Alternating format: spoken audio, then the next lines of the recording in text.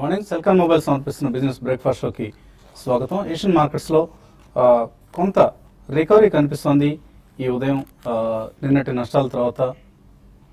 So grace సంక్షోభం సృష్టించిన ఉత్పాతం ఇంకా మార్కెట్స్ను కదిలిస్తూనే ఉంది, మార్కెట్స్ను వణికిస్తూనే ఉంది. ఎస్టెక్స్ నిఫ్టీ 8289 దగ్గర ట్రేడ్ అవుతుంది 30 పాయింట్ల నష్టంతో.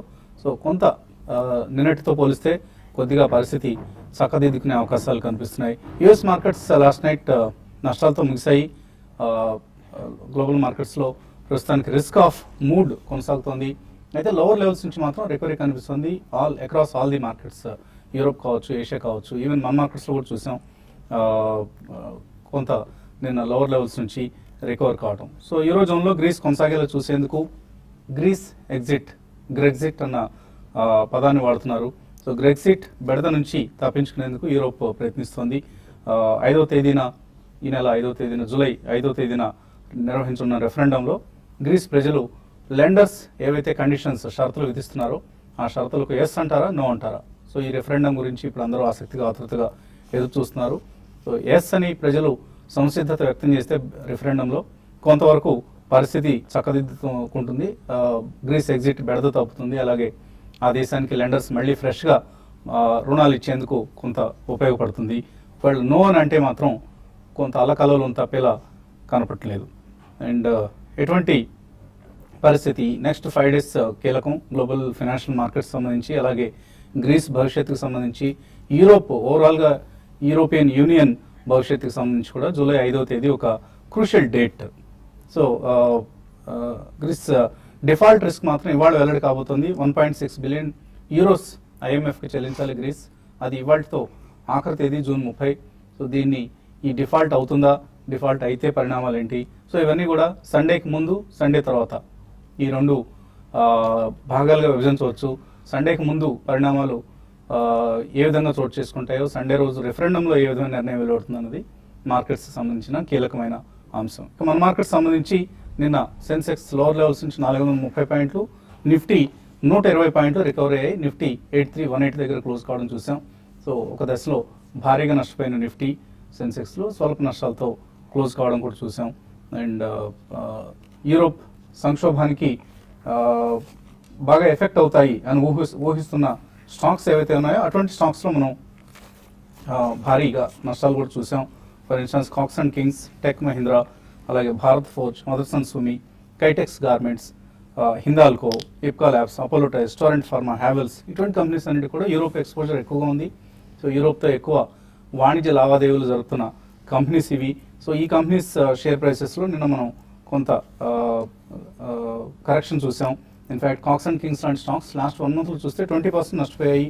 ఎందుకంటే ఈ గ్రీస్ అనేది నిన్న ఒకరోజే వచ్చిన పరిణామం కాదు, ఇది గత 10-15 రోజులుగా అందరూ ఊహిస్తున్న పరిణామం. కాబట్టి కాక్స్ అండ్ కింగ్స్ లాంటి స్టాక్స్ లాస్ట్ 1 monthలో 20% నష్టపోయి టెక్ మహీంద్రా నిన్న not just because of Europe Q1 results సంబంధించి వాళ్ళు ఇచ్చిన గైడెన్స్ కూడా పనిచేస్తుంది. సో ఇది కూడా 12% నష్టపోవడం చూసాం. సో ఇటువంటి కంపెనీస్ పట్ల జాగ్రత్తగా ఉండాలి, యూరోప్ ఎక్స్పోజర్ ఎక్కువగా ఉన్న కంపెనీస్ పట్ల. ఎందుకంటే 5వ తేదీన ఒకవేళ అనూహ్యంగా గ్రీస్ ప్రజలందరూ కట్టగట్టుకొని నో అని అంటే మాత్రం కొంత ఫైనాన్షియల్ మార్కెట్స్లో అలకలోల పరిస్థితులు ఉంటాయి. కాబట్టి ఈ కంపెనీస్కి దూరంగా ఉండండి. ఎఫ్ఐఎస్ బిహేవియర్ ఒకసారి చూస్తే భారీగా కొన్నారు నిన్న ఫ్యూచర్స్లో, అయితే క్యాష్ మార్కెట్స్లో మాత్రం అమ్మారు 712 crores వర్త్ స్టాక్స్ను. సో హెడ్జింగ్ చేసుకుంటున్నారు ఎఫ్ఐఎస్ తమ పొజిషన్స్ని. ఏది ఎటే వచ్చినా కూడా తమ పొజిషన్స్కి ఎక్కువ నష్టం వాటిల్లకుండా హెడ్జింగ్ చేసుకుంటున్నట్లు కనిపిస్తుంది మనకి. సో ప్రస్తుతానికి 8180, 8200 ఇది నిఫ్టీకి సంబంధించి కీలకమైన సపోర్ట్ లెవెల్స్.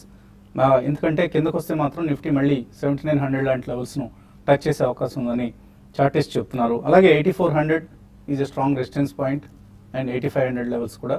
సో ఈ మధ్యలో స్ట్రాంగ్ రెసిస్టెన్స్ ఫేస్ చేస్తుంది. సో ఈ అంశాన్ని దృష్టిలో ఉంచుకొని నేరో రేంజ్లో మార్కెట్స్ ఈ 4 రోజులు కూడా ట్రేడ్ అయ్యే అవకాశాలు కనిపిస్తున్నాయి. ఇక మార్కెట్స్ పరిస్థితి గురించి మాట్లాడేందుకు మనతో అనలిస్ట్ సిద్ధంగా ఉన్నారు. సో గ్రీస్ ప్రాబ్లం కంటిన్యూ అవుతుంది. రిఫరెండం జరిగేంత వరకు కూడా మనకు ఇంకా ఎలా ఉంటాయి పరిణామాలు అన్నది అంతుపట్టట్లేదు. సో ఈ నేపథ్యంలో short to medium term investors ఏం చేయాలి? I think it's better to wait and watch and be extremely cautious. Next 1 week కూడా మనకి చాలా news driven and event driven movements ఉంటాయి. వాలటాలిటీ అనేది డెఫినెట్లీ ఎక్కువగానే ఉంటుందండి. ఎందుకంటే చిన్న పుల్ బ్యాక్స్ ఉన్నా కానీ they will be sold into ఎందుకంటే మేజర్గా మనకి డొమెస్టిక్ ఇన్స్టిట్యూషన్స్ పార్టిసిపేషన్ అంతగా లేదు. ఎఫ్ఐఎస్ క్యాష్ మార్కెట్లో సెల్ చేస్తున్నాం, ఇప్పుడే మీరు మెన్షన్ కూడా చేశారు. సో ఈ కాంటెక్స్లో మనకి నెక్స్ట్ మండే ట్యూస్డే దాకా ఐ థింక్ సర్టనిటీ అనేది మనకి రాదండి. అన్సర్టనిటీయే it will rule the entire world markets. And అందులో మనకి చైనా కూడా భారీగా క్షీణిస్తుంది. చాలా మంది ఇది ప్లస్ పాయింట్ ఫర్ ఇండియాను. It will take a long time అండి. దీని క్యాస్కేడింగ్ ఎఫెక్ట్ కూడా it may take even a quarter or 2 quarters also. So ఈ లోపల మనకి మేజర్గా కొద్దిగా వాల్యూ బేస్డ్ బయింగ్ అనేది కొన్ని స్పెసిఫిక్ స్టాక్స్లో, మిడ్ అండ్ స్మాల్ క్యాప్ స్టాక్స్లో వస్తున్నాయి. But I don't think front line స్టాక్స్లో అంత భారీగా కొనుగోళ్ళు ఎవరైనా జరుపుతున్నారని చెప్పి. సో నెక్స్ట్ ఫ్యూ డేస్ చాలా event based and news based volatility మనం చూడక తప్పదండి. సో ఎవరైనా మేజర్ మనీ కమిట్ చేయాలనుకుంటే మాత్రం జస్ట్ వెయిట్ 1 week వెయిట్ చేస్తే మనకి చాలా ఆపర్చునిటీస్ తర్వాత కూడా వస్తాయి. ఈ లోపల చిన్న ట్రేడింగ్ బౌన్సెస్ రావచ్చు, బట్ స్టిల్ అదే స్టాక్స్ కూడా సెటిల్ అయ్యి ప్రైస్ డిస్కవర్ అయిన తర్వాత నెక్స్ట్ వీక్ కొనుగోలు చేయొచ్చు. So stay away, be cautious. And volatility ఉన్నప్పుడు మనం ఎప్పుడు కూడా సాహసం చేయకూడదండి. సో నెక్స్ట్ వీక్ మండే తర్వాత ఏం జరుగుతుంది, అసలు వీళ్ళు ఈ రోజు అసలు గ్రీక్ వాళ్ళు ఏమన్నా పేమెంట్ చేయగలుగుతారా లేదా, లేకపోతే రెఫరెండం ఎట్లా అవుతుంది. ఎందుకంటే మనం కొన్ని నేషనల్ ఛానల్స్లో అండ్ ఇంటర్నేషనల్ ఛానల్స్లో చూస్తున్నాం Greek public are really suffering and they are disgusted. కాబట్టి రెఫరెండం పాజిటివ్గానే రావచ్చు అనే ఊహాగానం చాలా మంది వ్యక్తం చేస్తున్నారు.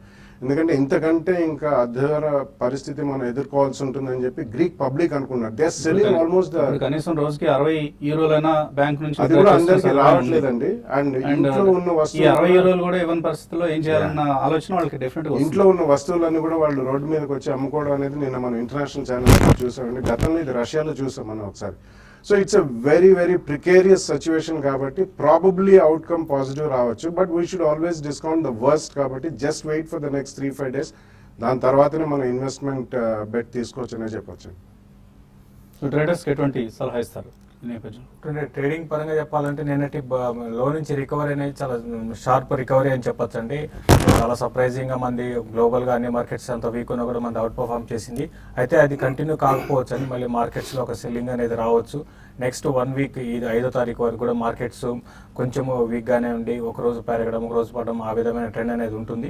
కాబట్టి ఇక్కడ నుంచి ఏంటంటే స్టాక్ స్పెసిఫిక్ ఉంటుంది. అయితే కొన్ని సెక్టర్ పరంగా చెప్పాలంటే ఇన్ని రోజులు మనకి మెటల్ ఇండెక్స్ చాలా వీక్ ఉండేది. అయితే దాంతోపాటు ఇప్పుడు కొత్తగా మనకి ఐటీ స్టాక్స్ కూడా బాగా వీక్ కావడం చూస్తున్నాము.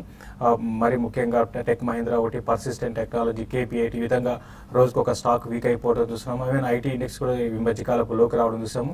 కాబట్టి ఎవరైతే షార్ట్ టర్మ్ ట్రేడర్స్ ఉంటారో వాళ్ళు ఈవెన్ ట్రేడర్స్ కి ఏమైనా బ్రీఫ్ గా ఒక ఐడియా చెప్పండి. అంటే ఇన్వెస్ట్మెంట్ పరంగా అంటే ట్రేడింగ్ పరంగా చెప్పాలంటే ఈ రోజు మార్కెట్స్ కొంత వీక్ గా ఓపెన్ కావచ్చు. అయితే లో నుంచి కొంత రికవరీ రావచ్చు. కొన్ని స్టాక్స్ మాత్రం బయింగ్ అనుకూలంగా ఉన్నాయి. లైక్ BHEL ఒకటి బై చేసుకోమని చెప్తాను ఇంట్రాడే కోసం. తర్వాత పొజిషనల్ ట్రేడర్స్ మాత్రం జీటీడీలో 350, 352 ఆ లెవెల్కి వచ్చినప్పుడు దాన్ని కూడా పొజిషన్ కోసం బై చేసుకోమని చెప్తాను. అదేవిధంగా కొన్ని స్టాక్స్ సెల్ చేయమని చెప్తాను. లైక్ హీరో మోటార్ కార్పొరేషన్ ఒకటి సెల్ చేయొచ్చు. తర్వాత అశోక్ లైలాండ్ 72 దగ్గర స్టాప్ లాస్ పెట్టుకుని దాన్ని కూడా సెల్ చేయమంటాను. ఈవెన్ కోటక్ బ్యాంక్ మాత్రం కొంచెం ఈ రోజు లోయర్ లెవెల్లో కొంత బయింగ్ రావడానికి అవకాశం ఉంటుంది. తర్వాత బ్యాంక్ నిఫ్టీ విషయానికి వస్తే 18,200 పైన కానీ సస్టైన్ కాగలిగితే కొంచెం అప్ ట్రెండ్ ఉంటుంది. ఒకవేళ 18,200 కానీ బిలో వచ్చిందంటే ఒక 100-150 పాయింట్స్ డౌన్ రావడానికి అవకాశం ఉంటుంది. సో 18,000 బ్యాంక్ నిఫ్టీ అయితే హై లెవెల్ సెల్ చేయమని చెప్తానండి. నిఫ్టీ పరంగా మాత్రం లోయర్ లెవెల్ బై చేసుకోమని చెప్తాను. సో మ్యూచువల్ ఫండ్స్ సంబంధించి ఎటువంటి ఐడియాస్ ఇస్తారు ఇప్పుడున్న వోల్టైల్ టర్బులెంట్ ట్రేడింగ్ కండిషన్స్ లో? ఇలాంటి కండిషన్స్ ని తట్టుకోవడానికే మనం ఒక ఫండ్ గురించి మాట్లాడదామండి ఇవాళ. ICICI Prudential balanced advantage fund. So ఎవరైతే ఈక్విటీ మార్కెట్లో ఫస్ట్ టైం ఇన్వెస్ట్మెంట్ చేస్తారో, లేదంటే రిటైర్మెంట్కి దగ్గరగా ఉన్న వాళ్ళు కానీ, రిటైర్మెంట్ అయిపోయిన వాళ్ళు కానీ, ఎవరైతే ఎక్కువ రిస్క్ తీసుకోరో అండ్ వెరీ కన్జర్వేటివ్ ఇన్వెస్టర్స్, అలాంటి వాళ్ళకి ఈ ఫండ్ చాలా మంచిగా వర్క్ చేస్తుందండి. It is a balanced fund. So it invest in debt and equity అనమాట. సో ఫాలింగ్ మార్కెట్లో వాలిటిలిటీ తట్టుకోవడానికి ఈ fund has been design in a very good way. ఇది price to book value model follow అవుతుంది. ఏదైతే book value తక్కువగా ఉంటుందో అలాంటి స్టాక్స్లో ఇది ఇన్వెస్ట్మెంట్ చేస్తుంది. అండ్ పోర్ట్ఫోలియో రీబ్యాలెన్సింగ్కి డెరివేటివ్ ఇన్స్ట్రుమెంట్స్ ఏమైతే ఉంటాయో అలాంటి వాటిలో ఇన్వెస్ట్మెంట్ చేస్తారు. రీబ్యాలెన్సింగ్ అండ్ హెడ్జింగ్ దీని గురించి. అండ్ టాప్ స్టాక్ హోల్డింగ్స్ వచ్చేసి HDFC bank, ICICI bank, Mahindra and Mahindra, HCL technologies, ITC. ఇది December 2006లో స్టార్ట్ చేశారు. అండ్ లాస్ట్ 1 year రిటర్న్స్ వచ్చేసి 16.45% రిటర్న్, 3 years వచ్చేసి 20.37% return, 5 years 14.8 returns, and 7 years వచ్చేసి 14.15% రిటర్న్స్ వచ్చింది. అండ్ ఈక్విటీలో వచ్చేసి 30 to 80% వరకు ఇన్వెస్ట్మెంట్ చేస్తారు. So investment can go down, investment in equity can go down to even 30%, and it can go up to maximum 80%. అంటే డెట్లో కూడా 70 to 20% వరకు డెట్లో investment చేసుకోవచ్చు. And ఎవరైతే కన్జర్వేటివ్ ఇన్వెస్టర్స్ ఉంటారో అలాంటి వాళ్ళకి ఇది వెరీ గుడ్ ఫండ్ అండి. అండ్ లాస్ట్ 1 year రిటర్న్ కనుక పోలిస్తే మనము it has perform on par with majority of the equity funds. Large cap equity funds ఏవైతే ఉంటాయో it has perform on par with that. And తక్కువ రిస్క్ తోని decent returns కావాలి అంటే ఇలాంటి ఫండ్లో ఇన్వెస్ట్మెంట్ చేసుకోవచ్చు. అండ్ ఎంఐపిలో మంత్లీ ఇన్కమ్ ప్లాన్లో ఎవరైతే ఇన్వెస్ట్మెంట్ చేస్తారో అలాంటి వాళ్ళకు ఇది ఆల్టర్నేటివ్ అని కూడా మనం చెప్పుకోవచ్చు అండి. సో అందరూ మాట్లాడుకుంటుంది ప్రస్తుతం గ్రీస్ గురించి. గ్రీస్లో ఏం జరుగుతుంది, అక్కడ ప్రజలు ఎంత ఇబ్బంది పడుతున్నారు, ఇటువంటి అంశాలు. గ్రీస్లో జీడిపి ఒకసారి గమనిస్తే $240 బిలియన్ జీడిపి ఉన్న వ్యవస్థ, అది ఆర్థిక వ్యవస్థ. జీడిపి అంటే ఆ దేశంలో ఉత్పత్తి అయ్యే మొత్తం వస్తువుల విలువ, వస్తువులు సేవల విలువ ఎప్పటికప్పుడు లెక్క కడుతుంటారు క్వార్టర్లీ ఒకసారి. అది ప్రస్తుతం ఉన్న తాజా అంచనాల ప్రకారం చూస్తే $241 బిలియన్. మన ఇండియా జీడిపి సుమారుగా 1.8 ట్రిలియన్, అంటే $1,800 బిలియన్. సో మన ఆర్థిక వ్యవస్థలో అది ఆల్మోస్ట్ 1/6 కంటే కూడా తక్కువ ఉంది. In fact we are the fastest growing economy in the world అని చెప్పుకుంటూ ఉంటాం ఎప్పటికప్పుడు. 6 to 7% గ్రోత్ రేట్ ఉంటే గ్రీస్ ఆర్థిక వ్యవస్థ లాస్ట్ ఇయర్ 10% క్షీణించింది. అంతకుముందు హైయెస్ట్ లెవెల్లో ఒక దశలో $280 బిలియన్ కూడా ఉన్న జీడిపి ఇప్పుడు $294 ఆర్ ఈవెన్ 341 హైయెస్ట్ ఇన్ 2009. అక్కడ నుంచి వరుసగా తగ్గుతూ వస్తుంది. వాళ్ళ డెట్ టు జీడిపి చూస్తే 175%, అంటే $240 బిలియన్ జీడిపి ఉంటే వాళ్ళ డెట్ $400 బిలియన్ వరకు ఉంది. సో ఇటువంటి పరిస్థితి బహుశా కమ్యూనిస్టులు వచ్చినప్పుడు వస్తూ ఉంటుందేమో. ఎందుకంటే మనం గతంలో రష్యాలో కూడా చూసాం. ఇప్పుడు గ్రీస్లో కూడా లెఫ్టిస్ట్ పార్టీలే రూల్లో ఉన్నాయి. అటువంటి పార్టీల నాయకత్వంలో బహుశా ఆర్థిక వ్యవస్థ చిన్నాభిన్నం అవుతుందేమో. Let us wait and see what happens. మరిన్ని ఇన్వెస్టర్స్ నుంచి కాల్స్ తీసుకునే ముందు కాసేపు ప్రకటనలో.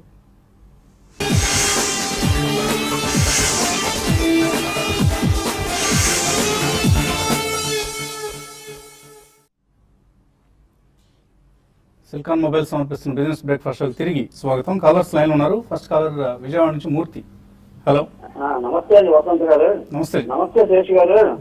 ఇప్పుడు magma finance corporation, Rane breaks, ఈ రెండు కూడా పెద్ద పట్టలేదు, పెద్ద పెరగట్లేదు. రాణి బ్రేక్స్ 90 ఉన్నాయండి. అలాగే మ్యాగ్మా ఫైనాన్స్ కార్పొరేషన్ ₹100 ఉన్నాయి. కానీ ఇదే లైన్ లో ఉన్నటువంటి SKS micro, non banking finance, అలాగే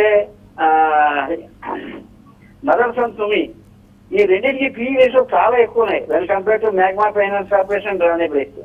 మరి ఇవి ఎందుకు పెరగట్లేదు, ఏంటి కారణం? లేకపోతే వీటి నుంచి బయటపడిపోయి మన ఫేవరెట్ జిఐసీ థింగ్ వెళ్ళమంటారా? అంటే మీరు అడిగే మ్యాగ్మా ఫైనాన్షియల్ కార్పొరేషన్ అయితే అండి కరెంట్ లెవెల్స్లో మీరు అన్నట్టుగా పెద్దగా ఈ స్టాక్లో అప్డేట్ ఉండలేదండి. ప్లస్ ఇంకోటి 52 week లోకి దగ్గరలో ఉంది. కాబట్టి ఈ స్టాక్ ఏంటంటే పెద్దగా ఇప్పుడు ఇమీడియట్గా పెరుగుతుందని అయితే అనుకోనండి. అయితే మీరు ఎస్కేఎస్ మైక్రో ఫైనాన్స్ గురించి అడిగారు. డెఫినెట్గా మీరు దీంట్లో నుంచి ఎస్కేఎస్ మైక్రో ఫైనాన్స్లోకి మీరు వెళ్ళడం బెటర్ అండి. ఎందుకంటే లాస్ట్ 2 quarters చాలా మంచి రిజల్ట్ అనౌన్స్ చేశారు. ప్లస్ బిజినెస్ మోడల్లో కూడా చేంజెస్ తీసుకొచ్చారు. కాబట్టి మీరు ఎస్కేఎస్ మైక్రో ఫైనాన్స్ని మీకు బై చేయమంటాను. తర్వాత మదర్సన్స్ మీకు కూడా బాగా ఓవర్ బాట్లో ఉందండి కరెంట్ లెవెల్స్లో. ఇది కూడా కొంత ఎక్స్పెన్సివ్ స్టాకు, ఇది కూడా వీక్ అవచ్చు. మనకి ఇప్పుడు రీసెంట్గా న్యూస్ కూడా చూసాము, యూరోప్లో ఎక్కువ ఎక్స్పోజర్ ఉంది దీనికి కూడా. కాబట్టి ఇది కూడా కొంత వీక్ అయ్యే అవకాశం ఉంది. రాణి బ్రేక్స్ మీరు హోల్డ్ చేయండి. మీరు ఎగ్జిట్ కావాలనుకుంటే మాత్రం కరెంట్ లెవెల్స్లో కాకుండా కొంచెం వెయిట్ చేయండి. ఒక చిన్నపాటి ర్యాలీ వచ్చినప్పుడు అరౌండ్ 320 ఆ లెవెల్కి వచ్చినప్పుడు మీరు ఎగ్జిట్ కావాలని చెప్తాను. తర్వాత కలర్ హైదరాబాద్ నుంచి సురేష్ రెడ్డి. హలో. హలో, అడగండి సురేష్. నమస్కారం సార్. నమస్తే అండి, అడగండి. ముందుగా TV5 కి కృతజ్ఞతలు సార్, ఎందుకంటే TV5 ద్వారా కొన్ని డబ్బు సంపాదించుకోగలిగాను. థ్యాంక్ యూ అండి. And we wish you will make more money through TV5's business content. అడగండి. ముఖ్యంగా మీ వసంత్ గారు, బాలా గారు, శేషి గారు, సుందర్ గారు, ఈ 4 సలహాలు కూడా నాకు పనిచేశాయి సార్. గుడ్ ప్రశ్న అడగండి. అయితే క్యాంపెయిన్ ఫైనాన్స్ ఈ రేట్ లో తీసుకోవచ్చా సార్? లాంగ్ కోసం 1 to 3 years ఉంచుకుందాం అనుకుంటున్నాను సార్. దాని గురించి 1 to 3 years. ఎంత ఇన్వెస్ట్ చేద్దాం అనుకుంటున్నారు ఇందులో? 50,000 వరకు సార్.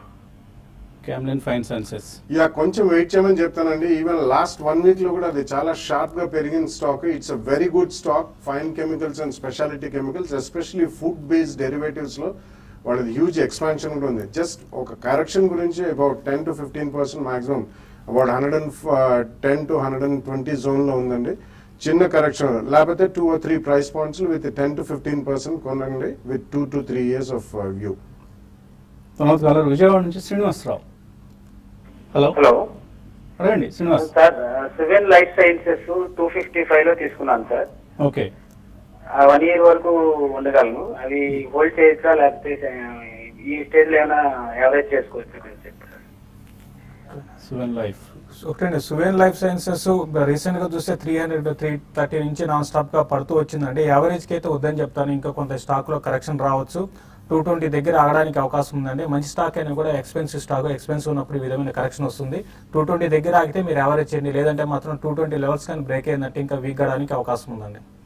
వెంకట్రావు హైదరాబాద్ నుంచి. హలో వెంకట్రావు అడగండి. Good morning sir. One sir. Good morning, అడగండి. నెట్వర్క్ 18 200 షేర్ తీసుకున్నా సార్, 58 రూపీస్ దగ్గర. ఓకే, గాబ్రేల్ ఒక 200 షేర్స్ 88 రూపీస్ దగ్గర తీసుకున్నా. అవి హోల్డ్ చేయాలా, లేకపోతే ఇప్పుడు సెల్ చేసి మళ్ళీ తగ్గినప్పుడు తీసుకోమంటారా? గ్యాబ్రియల్ నెట్వర్క్ 18 ఉన్నాయట, సెల్ చేసి మళ్ళీ ఎంటర్ కావడం మంచిదా? యా, మీరు ఒకవేళ ట్రేడర్ అయితే ఆ స్ట్రాటజీ అడాప్ట్ చేయొచ్చండి. లేదు ప్యూర్లీ ఇన్వెస్టర్ అయితే మాత్రం హోల్డ్ చేయమని చెప్తానండి. గేబ్రియల్ రీసెంట్లీ బాగా మంచి కరెక్షన్ కూడా అయింది. అండ్ వాళ్ళకి అంతగా యూరోప్ ఎక్స్పోజర్ లేదండి. It's one of the largest in shock absorbers. So definitely hold చేయమని. నెట్వర్క్ 18 మాత్రం స్పర్ట్స్ వచ్చినప్పుడు అమ్మి లోలో కవర్ చేసుకుంటే బెటర్ అండి. మురళీ శ్రీనివాస్ అడుగుతున్నారు, టెక్ మహీంద్రా, ఇన్ఫోసిస్ ఈ రెండు కొనుక్కోవచ్చు ఇక్కడ? చూడండి, ఈసారి క్వార్టర్ రిజల్ట్ బాగుండవండి. కాబట్టి మీరు రిజల్ట్ తర్వాత బాగా కరెక్షన్స్ వచ్చినప్పుడు అప్పుడు బై చేయమని చెప్తాను. ఇప్పుడైతే వద్దండి. రామ్మోహన్ అడుగుతున్నారు, 10,000 రూపాయలు ప్రతి నెల స్టాక్స్లో ఇన్వెస్ట్ చేద్దాం అనుకుంటున్నారు. 2-3 ఫండమెంటలీ మంచి కంపెనీస్ను లాంగ్ టర్మ్ కోసం రికమెండ్ చేయమంటున్నారు. I think front lines better అండి. సన్ ఫార్మా, ఇన్ఫోసిస్ రీసెంట్లీ అది 1:1 బోనస్ కూడా అయింది. ఆన్ కరెక్షన్స్ ఐ థింక్ ఇటువంటి stocks you can buy. And auto ఆన్సిలీలో ఈ మధ్య న్యూస్ డ్రివెన్ కొద్దిగా భారత్ ఫోర్జ్ కరెక్షన్ అవుతుంది కాబట్టి మేబీ అరౌండ్ 800 to 850 జోన్లో even Bharat forge you can by. Venkat అడుగుతున్నారు, 10,000 రూపాయలు మ్యూచువల్ ఫండ్స్లో ఇన్వెస్ట్ చేస్తారట. Focus blue chip, Franklin India opportunities high growth, Franklin prima plus direct dividend, access long term equity tax savings, అలాగే ఐసిఐసిఐలో value discovery. ఈ 5 ఫండ్స్లో invest చేయొచ్చా? Access long term equity వచ్చేసి ELS scheme అండి. అది ట్యాక్స్ సేవింగ్ గురించి investment చేసుకోవాలంటే అందులో చేసుకోవచ్చు. మిగతావన్నీ కూడా మంచి ఫండ్సే. ఒకటి ఫ్రాంక్లిన్ ప్రైమా డివిడెంట్ ఉంది కదా, ప్రైమా ప్లస్. సో సింగిల్ ఫండ్కి ఆల్మోస్ట్ 2 సింగిల్ ఫండ్ హౌస్లో 2 ఫండ్స్ ఉన్నాయి కాబట్టి అదొకటి స్టాక్ అది మానేసి యూటీఐ ఈక్విటీ ఫండ్లో ఇన్వెస్ట్మెంట్ చేసుకుంటే బాగుంటుంది. మిగతావన్నీ కంటిన్యూ చేసుకోవాలి. అలాగే వీటిలో 2 ఆప్షన్స్ ఉంటాయి, గ్రోత్, డివిడెండ్. ఏది గ్రోత్ ఆప్షన్ తీసుకోవడం ఇట్ ఈస్ ఆల్వేస్ బెటర్ అండి. డివిడెంట్ అంటే మనకి ఏం అది ప్రాఫిట్ కాదండి, మన డబ్బులే మనకు రిటర్న్ ఇస్తారు. సో ఆ చిన్న చిన్న అమౌంట్స్ మనకు బ్యాంక్లో పడ్డప్పుడు అది we tend to consume that. So దాని బదులు మనం గ్రోత్ ఆప్షన్ తీసుకుంటే it will participate in profits of the mutual funds. Raghu అడుగుతున్నారు, టాటా మోటార్స్, హ్యావెల్స్ ఈ 2 షార్ట్ సెల్ చేయొచ్చేవాళ్ళ? వద్దండి, షార్ట్ సెల్ అయితే వద్దు. ఎందుకంటే ఓపెనింగ్ కొంచెం వీక్ అయినప్పుడు షార్ట్ సెల్ వద్దండి. మీరు వేరే స్టాక్స్ని షార్ట్ సెల్కి వెళ్ళమంటారు. 2 కూడా అవాయిడ్ చేయమని చెప్తారు. భారత్ ఫోర్జ్ 475లో ఉన్నాయి, నరేందర్ దగ్గర. హోల్డ్ చేయొచ్చు అవి? ఆల్మోస్ట్ డబుల్ ద మనీ చేసుకున్నారండి. అబౌట్ 1,000 రూపీస్ క్లోజ్ టు ఉంది. కొద్దిగా క్వాంటిటీ ఎక్కువ ఉంటే మాత్రం కొంచెం ప్రాఫిట్ బుక్ చేయమని చెప్తాను. హేమచంద్ర అడుగుతున్నారు, కేన్ ఇండియా, దేనా బ్యాంక్, రామ్కి ఇన్ఫ్రా, ఇండియా సిమెంట్స్, బిహెచ్ఎల్ ఇవన్నీ లాంగ్ టర్మ్ కోసం తీసుకోవచ్చా? Not a great portfolio అండి. I think you should get into private sector banks, mid and small cap IT companies మళ్ళీ రూపీ క్షీణిస్తుంది కాబట్టి. And mid and small cap కాకుండా front line IT companies, maybe TCS or Infosys. Natco Pharma 2,600లో కొన్నారు, Tulsidas, long term కోసం hold చేయొచ్చా? Hold చేయండి. ప్రస్తుతం కొంచెం సైడ్ వేస్లో ఉన్నా కూడా మళ్ళీ long term trend up trend రావచ్చు. హోల్డ్ చేయమని చెప్తాను. విజయ లక్ష్మీ ఇంజనీరింగ్, ముంజల్ ఆటో, మ్యాన్ ఇన్ఫ్రా వీటిలో ఇన్వెస్ట్ చేస్తే ఎలా ఉంటుంది? YS Rao. Vijayalakshmi is a very illiquid stock అండి. వాళ్ళు టెక్స్టైల్ సంబంధించి మిషనరీ అది చేస్తారు. ముంజల్ ఆటో కంటే కూడా Munjal Shewa and declines is a better stock అని చెప్పొచ్చు. టీవీ టుడే 221లో, ముతూట్ ఫైనాన్స్ 222లో కొన్నారు. సమయ హోల్డ్ చేయొచ్చా? అంటే మీరు ఇన్వెస్ట్మెంట్కో తెలియదండి, బట్ కరెంట్ లెవెల్స్లో అయితే మీరు ర్యాలీస్లో రెండింటి కూడా షార్ట్ టర్మ్ కోసం అయితే ఎగ్జిట్ కమని చెప్తాను. క్యాన్ఫిన్ హోమ్స్ తీసుకోవచ్చా ఈ రేట్లో? మహేశ్వర్ రెడ్డి. అది చాలా షార్ప్ గా పెరిగిన స్టాక్ అండి. సో కొంచెం కాషియస్ గా ఉండడం బెటర్. రిజల్ట్స్ రానండి, రిజల్ట్స్ వచ్చిన తర్వాత మేబీ జూలై 3rd వీక్ లో 4th వీక్ లో you can take a bet. Indira అడుగుతున్నారు, జూలై నిఫ్టీ 8200 పుట్ తీసుకున్నారు 160లో, ఎలా ఉంటుంది? చూడండి, మీరు నెక్స్ట్ 2-3 రోజులు కొన్ని రోజులు కన్సాలేషన్ ఉంటుందండి, కాబట్టి పుట్టిన ఈ రోజు ఓపెనింగ్ లో కొంచెం గ్యాప్ డౌన్ వస్తే మీరు ప్రాఫిట్ బుక్ చేసుకోమని చెప్తానండి. మధుకర్ దేశాయ్ అడుగుతున్నారు, ఐఎఫ్జిఎల్ రిఫ్రాక్టరీస్ 150లో కొన్నారు, ప్రతిరోజు తగ్గుతుంది, ఏం చేయాలి? ఐఎఫ్జిఎల్ రిఫ్రాక్టరీస్ ఇది కొంచెం ఆపరేటెడ్ స్టాక్ అండి, కాబట్టి దీన్ని దృష్టిలో పెట్టుకొని మీరు చూడమంటారు. బట్ ఇంకా వీక్ గానే ఉండే అవకాశం ఉంది. ఏమైనా ర్యాలీ వస్తే మీరు ఎగ్జిట్ కాండి. బ్యాంక్ నిఫ్టీ జూలై 17,000 పుట్ తీసుకున్నారు Sunil Kumar. Next few days కొంత వీక్ గానే ఉంటుంది. అట్లానే కంప్లీట్ గా 200-300 పాయింట్స్ అయితే పడుతుంది, ఒక 150-200 పాయింట్స్ పడుతుంది. ఈ వీక్నెస్ లో మీ పుట్టిన క్లోజ్ చేయండి. మళ్ళీ మార్కెట్ లో 5th తర్వాత కొంచెం అప్ అండ్ రావడానికి అవకాశం ఉందండి. సో ఏషియన్ మార్కెట్స్లో మంచి రికవరీ కనిపిస్తుంది. మేబీ మన మార్కెట్స్ కూడా ఓపెనింగ్ ఫ్లాట్గా ఆర్ స్లైట్లీ వీక్గా ఉన్నా కూడా రికవర్ అయ్యే అవకాశం ఉందా? ఇది ప్రస్తుతానికి ప్రశ్నార్థకం. ఇది ఇవాళ Celkon mobiles business breakfast show. మధ్యాహ్నం స్మార్ట్ న్యూస్లో మళ్ళీ కలుద్దాం.